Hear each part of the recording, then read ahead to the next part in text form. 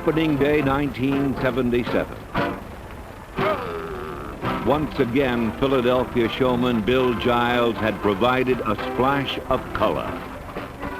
In the locker room, the Philadelphia Phillies prepared to play their part in the festivities, while Giles' featured performer got ready at the airport.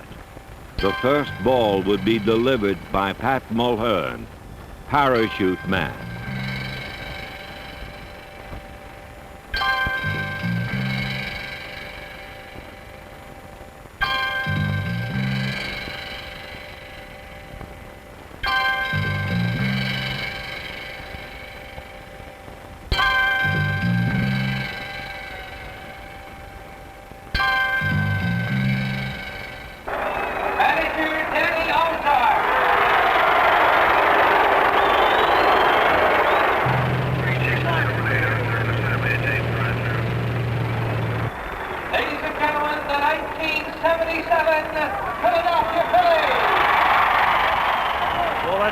We'll have you go as soon as possible. As soon as the fireworks are over, we'll give you the go if everything's set.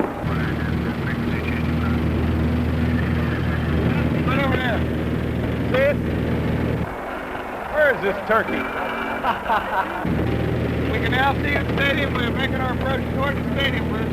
Go ahead. Start in.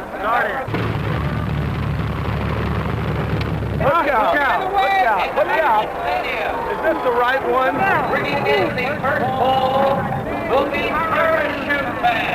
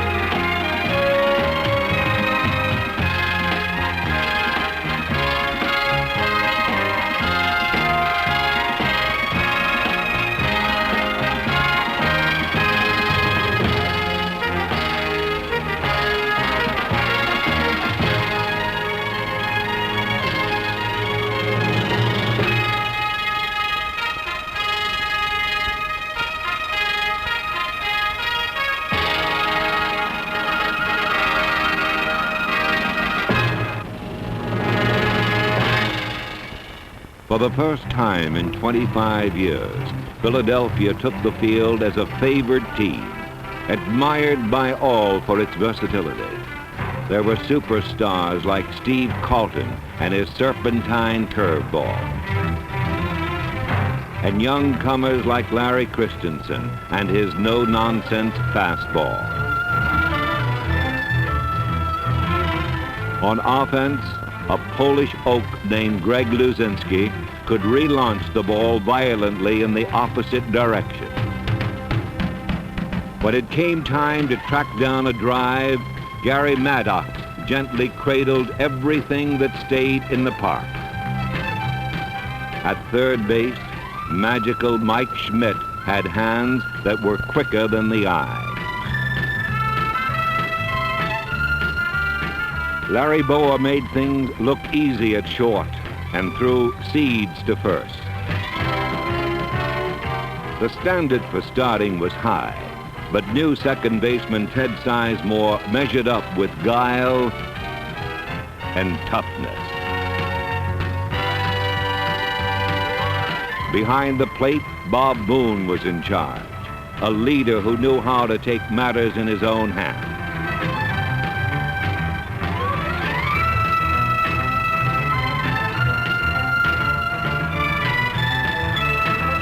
They had all the moves, tricky ones like lefties, which picked off 22 runners. Baseball is a showcase for individual ability, and each of the starters took his turn in the spotlight.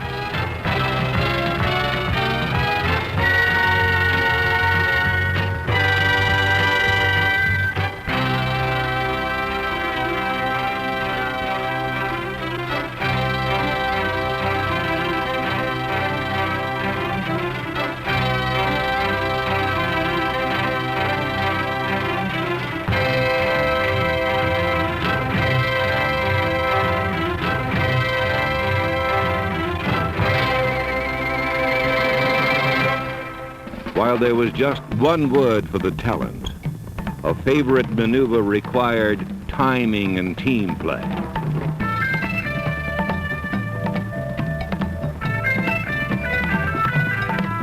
The Phillies excelled at tracking down loose balls and hitting the cutoff man in the numbers. Larry Boa moved out to meet the ball, balanced and ready for a quick pivot and throw home. Bob Boone blocked the plate while reaching for the ball and then swept back for the tag. Philadelphia had what it took, but who could account for the strange things that were to happen early in the season?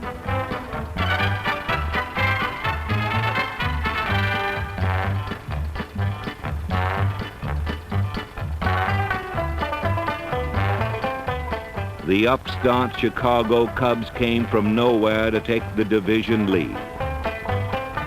Then the Pittsburgh Pirates appeared, chameleons of the East.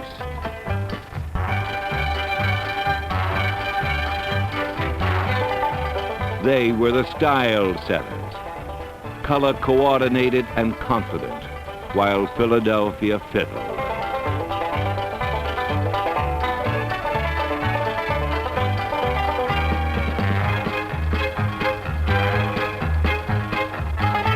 Nobody said that it would be easy, and it wasn't, as Philadelphia staggered out of the blocks with its worst start since 1969.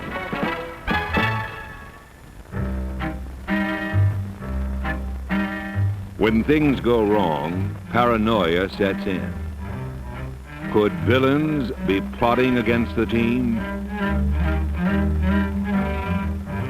Umpires are the men in black, bearers of bad tidings. Manager Danny Ozark felt moved to discuss the situation.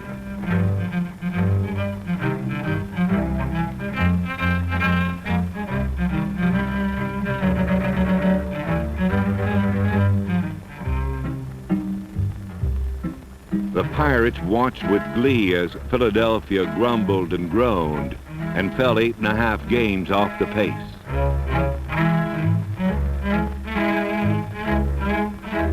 But the people who knew them best were not worried. It was simply a matter of time. Every night in a runway behind home plate, the ground crew watches the game. Often they are joined by a friend from upstairs in a white shirt and tie. His name is Ruly Carpenter, and he owns the team. You know, the last 2 games, I think Maddox has swung the bat better than he has all year. The last 2 games, he's hit some balls hard, especially Tuesday night. Maybe check for the triple. He hit a 3-bagger to right center, inside out of that ball, and he hit a ball good to left, and then he hit another ball good to left center. I mean, all hard. There you go. Come on. He's going. The Phillies are Ruly Carpenter's property, but they are also his passion.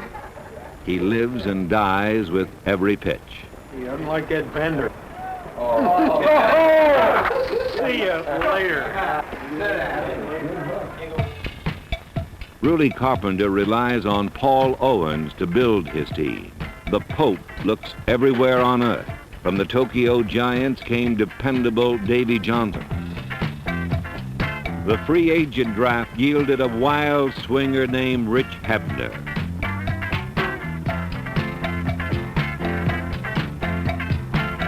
Hebner's gravedigger stroke was bizarre, but effective, and he took over at first base.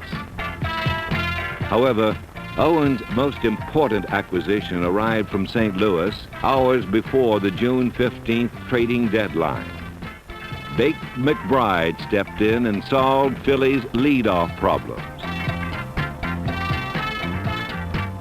McBride knew how to get on base and chase down a fly. He was Pope Paul Owen's Steal of the Year. Suddenly, all the pieces seemed to fit. Shake and bake was the missing ingredient, and the time had come for a move to the top.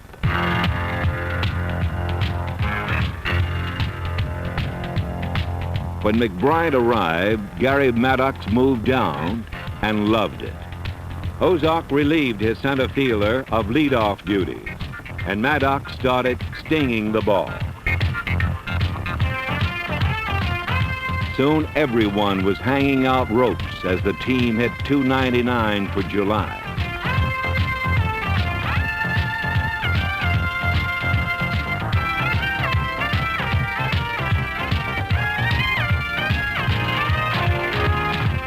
Base hits meant runs now that twin burners roamed the base path. It was either run or get trampled. Even old pro Jim Cox joined the race to the plate. This was a team born to run. After 2 months of frustration, they were ready to get down and dirty.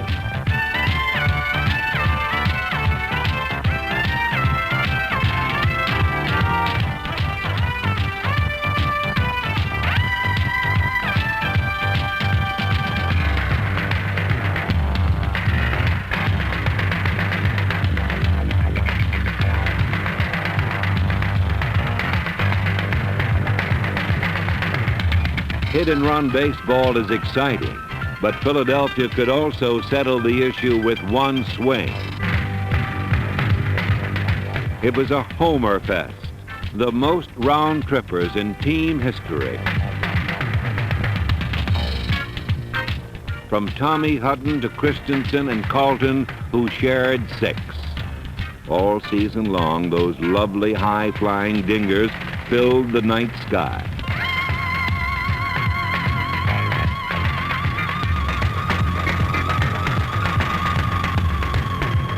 But the grandest moment belonged to the lidless man. Against Cincinnati, Larry Bowa lived the single hitter's fantasy.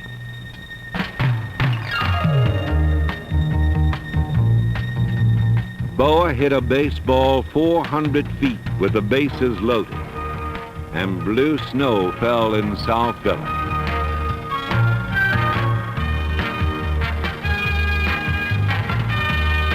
A standing ovation lasted until Bowa reluctantly accepted his reward.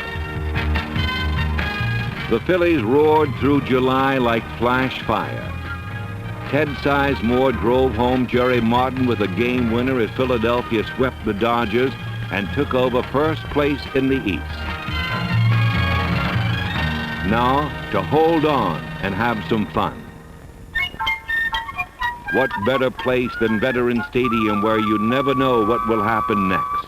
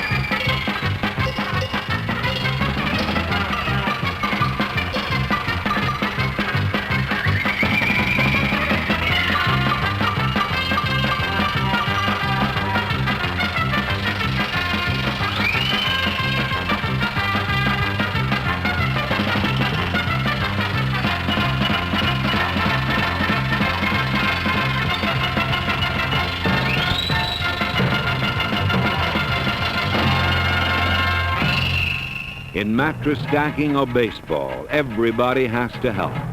Jim Lomborg came back from injury to win 11 games. Jay Johnstone filled in wherever needed. A reserve must stay ready like Barry Foote and cheerful like Terry Hahn. Only catcher Tim McCarver knew exactly when he was needed. His rapport with Steve Carlton led to a steady job every fourth day, 60 feet 6 inches away. With his friend catching, Super Steve won a second Cy Young Award. But early in the spring, McCarver had decided to be known as more than Carlton's caddy. He drove himself hard, and when the bell rang, came out swinging.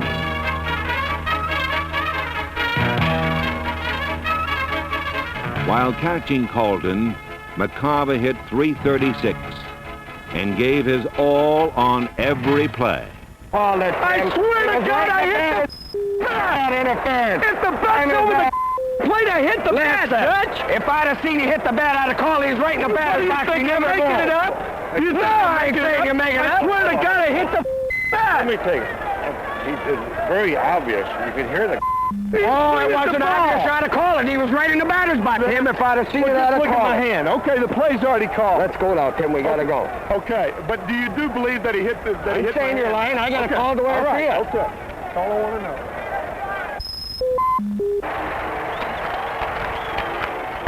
2 months remained to hold on to the lead. 2 outs. Gotta go on a base hit now. Get out, Larry. Games began to crackle with intensity.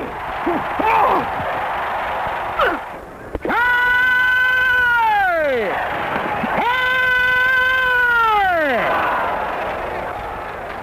Hey! Take it to first, Ahmad. Hey! You bum! You stink! You stink, you bum! Out of there! Some kind of ball game, huh? Just unbelievable. This is exciting baseball. Hey! I got it! Home, got it! Go get it, JJ! Here it comes, son!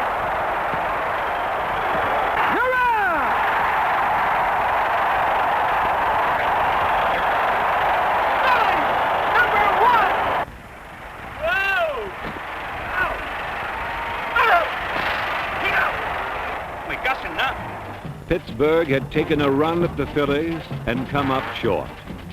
Now the Pirates fought the unbeatable foe.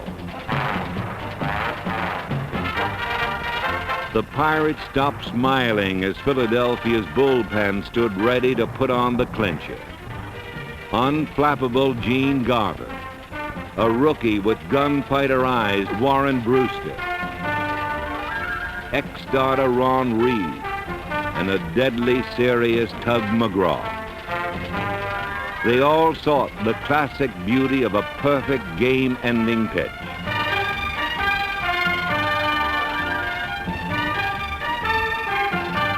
The bullpen saved 45 games. The Phillies had their finest August ever, and by September, they were ready to pop the cork.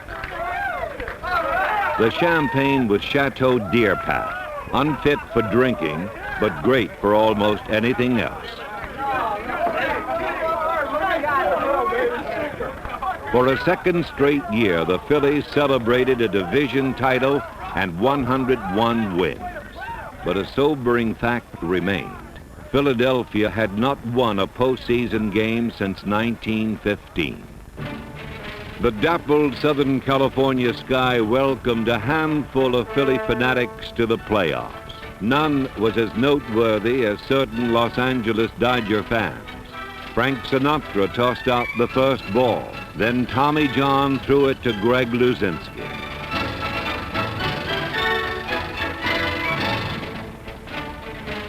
Bull parked the ball in Pasadena, and Philadelphia took a 4-0 lead. Then, as the sun set behind the Hollywood Hills, Los Angeles launched a counterattack. The Dodgers loaded the bases, and up stepped Ron Say, who had ended the game in an 0-for-31 slump.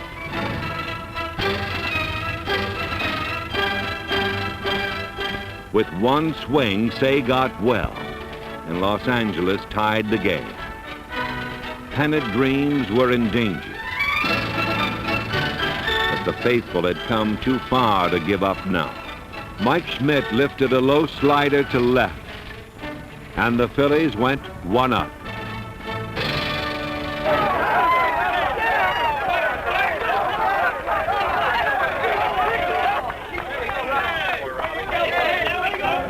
That's the one you needed, right? Isn't it? The first one. First one's a big one, man. That's the first one. Tomorrow, win, and then we can have a nice plane trip home. But a sweep in L.A. was not to be. The next night, lightning struck again.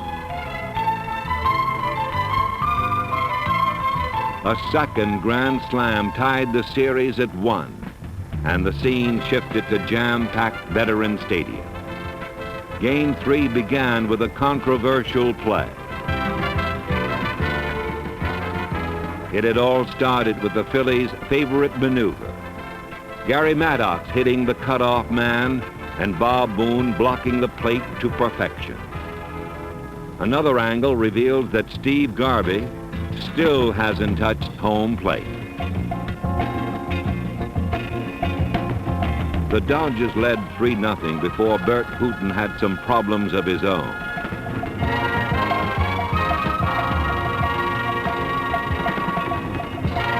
Philly fans seized the opportunity for intimidation. They rose as one and celebrated 3 bases-loaded walks.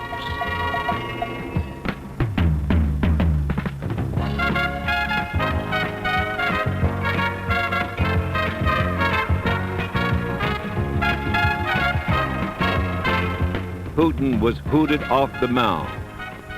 And the next time Los Angeles tried to score, Boone put on a tag that left no doubt.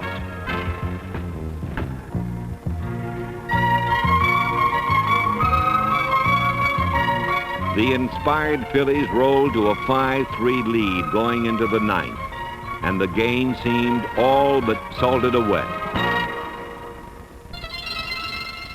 2 quick outs left only a Mexican League refugee in the way of a win. Wily Vic Davalillo legged out a bunt. Still only 1 out remained as Manny Mota golfed a pitch to left. All Philadelphia held its breath. The season's most crucial play had gone against Philadelphia. A repeat shows Boa's remarkable recovery. Was he out or safe?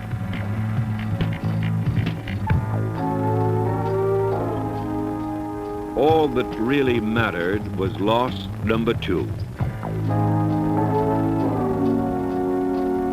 The next night, conditions were as dreary as the mood. A game-long rain fell, and a city watched helplessly as their glorious season washed away.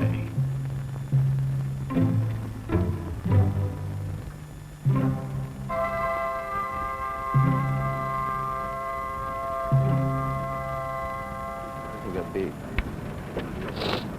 We'll be back next year, and the only people I'm really concerned, I mean, feel they got cheated are Danny and the fans here. They never quit on us.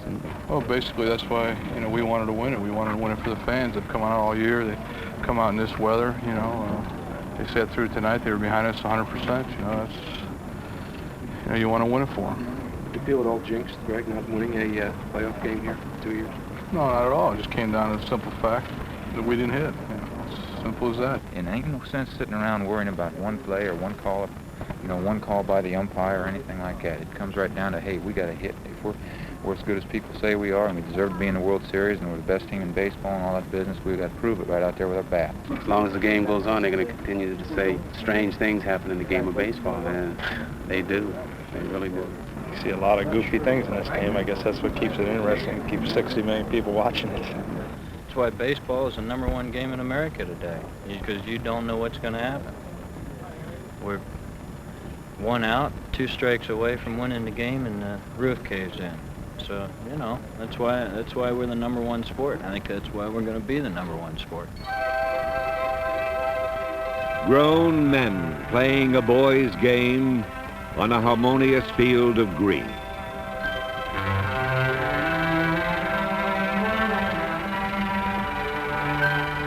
Baseball is grace and power.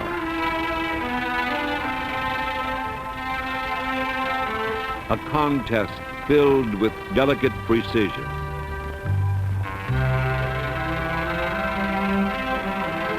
Twice, the Philadelphia Phillies have come to the brink of greatness. This potential remains with proven veterans and developing youngsters like Randy Lurch.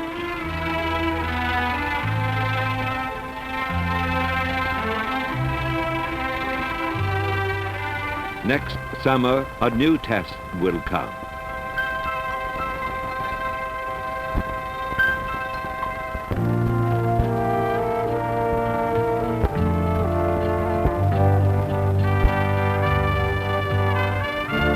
This is Major League Baseball, and these are the Philadelphia Phillies, a team with some unfinished business.